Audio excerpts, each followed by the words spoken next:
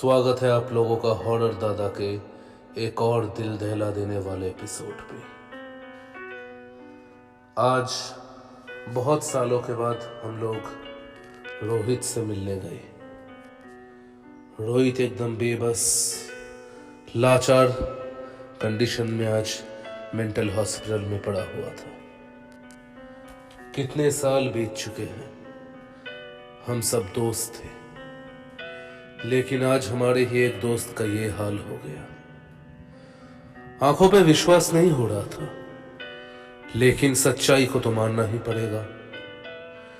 हालांकि एक वक्त ऐसा भी था जब मैं और रोहित एक दूसरे के खून के प्यासे बन चुके थे। रोहित हमारे कॉलेज टाइम का सबसे स्मार्ट, हैंडसम और अमीर लड़का। कॉलेज में सब उसके लिए पागल थे। रोहित यानी एक बहुत बड़ा चीज है, होना भी चाहिए, क्योंकि कॉलेज का मेन ट्रस्टी भी उसका फादर ही था, इसलिए रोहित का बहुत चलता था। हमारे कॉलेज से थोड़ी ही दूर में एक पुराना बरगद का पेड़ था। कॉलेज के कुछ पुराने स्टाफ्स और बूढ़े लोग बोलते थे कि उस बरगद के पेड़ पे एक चुड़ैल का वास है। बचपन से मुझे इन सब चीजों का बहुत शौक था। शौक के साथ मुझे डर भी लगता था, और मैं ये मानता था कि भूत प्रेत सच में होते हैं।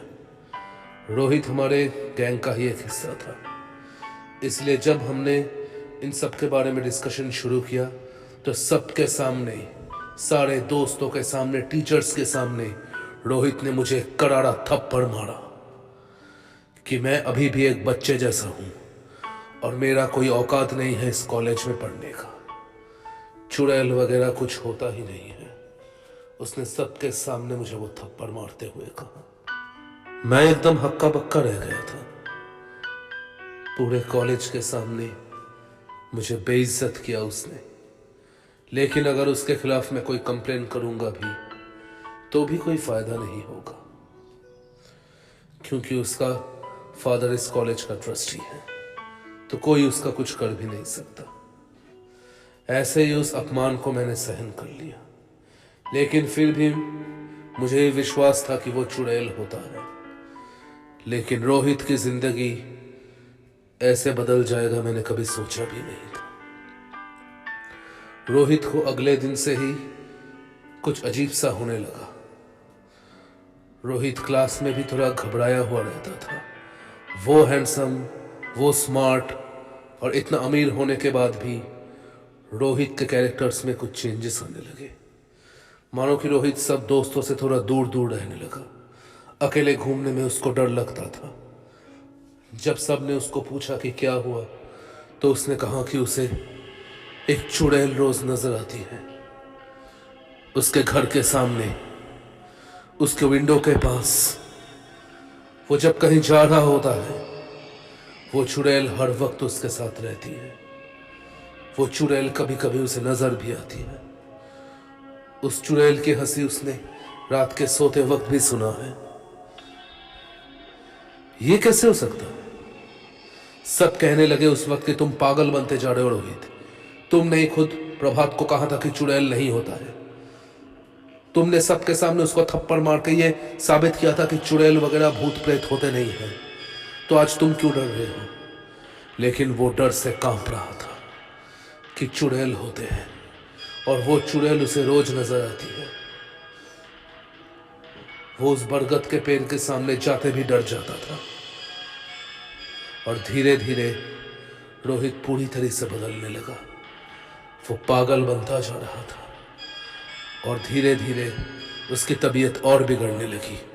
और एक दिन हम सबके पास से न्यूज़ आया कि रोहित का मेंटल कंडीशन बहुत खराब हो गया है। आज इतने साल बाद मुझे ये पता चला कि रोहित अब पागल खाने में एडमिट हो चुका है। लेकिन उसका कहना यह है कि वो चुड़ैल उसे पागल खाने में भी बहुत बार दिखाई दी है। कोई भी ये मानने को तैयार नहीं था। इतना पैसा, इतना बेशुमार दौलत होने के बाद भी रोहित के पापा उसे ठीक नहीं कर पाए। वो जितना उस चुड़ैल से भागने की कोशिश करता था, वो चुड़ैल उसके और नजदीक आ जाती थी। उस चुड़ैल का डरावना चेहरा उसे आज भी याद है। वो उसे भूल नहीं सकता, इसलिए वो एक दिमागी मरीज बनता गया और ऐसे ही उसकी जिंदगी खत्म होने के रास्ते पे चला गया। ठीक है, कभी ना कभी तो वो मेरा दोस्त था, इसलिए उसको देखकर बुरा भी लगा। ऐसे ही सब लोग उसको देखकर अपने अपने रास्ते चले गए। मैं भी अपना गाड़ी ड्राइव करके अपने घर की तरफ जा रहा था। हालांकि कॉलेज के वक्त से मैं इतना स्मार्ट, इतना हैंडसम तो था नहीं, लेकिन टाइम के टाइम मैंने अपने आप को भी बदला और आज एक अच्छी नौकरी और एक अच्छा जिंदगी में जी रहा हूँ। ऐसे ही मैं अपने घर के थोड़ा नज़दीक आते ही अपने गाड़ी को साइड किया। साइड करके कुछ सोच रहा था, अपने मन ही मन हंस रहा था। मैं ही तो हूं प्रभात, जिसको उस रोहित ने एक दिन सबके सामने अपमान किया था। गाड़ी का डिक्की मैंने खोला, खोलकर एक छोटा सा ब्रीफकेस बाहर निकाला और उसको बाहर निकाल के जब ही मैंने उस ब्रीफकेस को खोला तो मेरे खुशी का ठिकाना नहीं था। पागलों की तरह मैं हंस रहा था, मानो मेरी हंसी दूर दूर तक गूंज रही थी। पर क्या था ऐसा उस ब्रीफकेस के अंदर?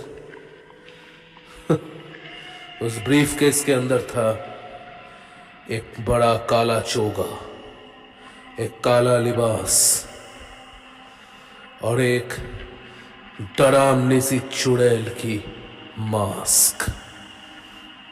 सही समझे, मैं ही वो चुड़ैल हूं जिसने आज तक रोहित के जिंदगी को नर्क बनाकर रखा हूं।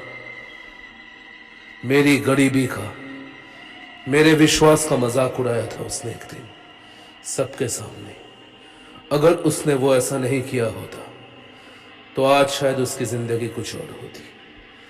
कॉलेज के वक्त से मैंने ही वो उस चुड़ैल का मास्क पहनकर और उस काले चोगे को पहनकर उसको डराता आया हूं।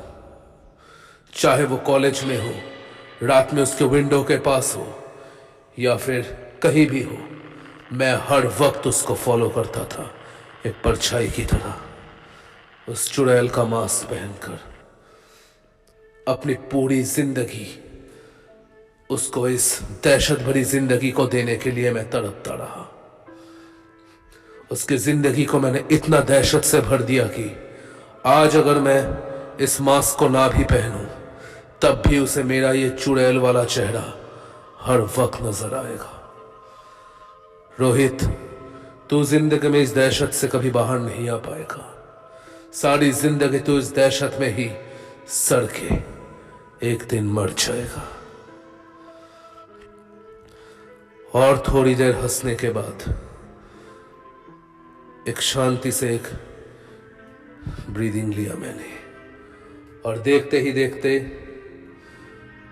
उस ब्रीफकेस को और उन सारे सामान को मैंने ब्रिज से नीचे फेंक दिया। अब इन चीजों की मुझे कोई जरूरत नहीं है, क्योंकि मेरा बदला पूरा हो चुका था और जिसने जो कर्म किया है उसका फल उसे मिलना ही था। तो हे दोस्तों, आशा करता हूँ आपको स्टोरी बहुत अच्छा लगा होगा। अगर स्टोरी पसंद आया हो तो प्लीज़ चैनल को सब्सक्राइब कीजिए, ज़्यादा से ज़्यादा लाइक कीजिए और इस रेड कलर के बटन को प्रेस कर दीजिए ताकि जब भी हम कोई नया स्टोरी पोस्ट करें उसका सबसे पहले नोटिफिकेशन आप लोगों को पहुंच जाए। बहुत जल्द हम लोग लौटेंगे एक और नई स्टोरी के साथ। तब तक के लिए हमसे जुड़े रहिए। Stay tuned and don't forget to subscribe horror दादा।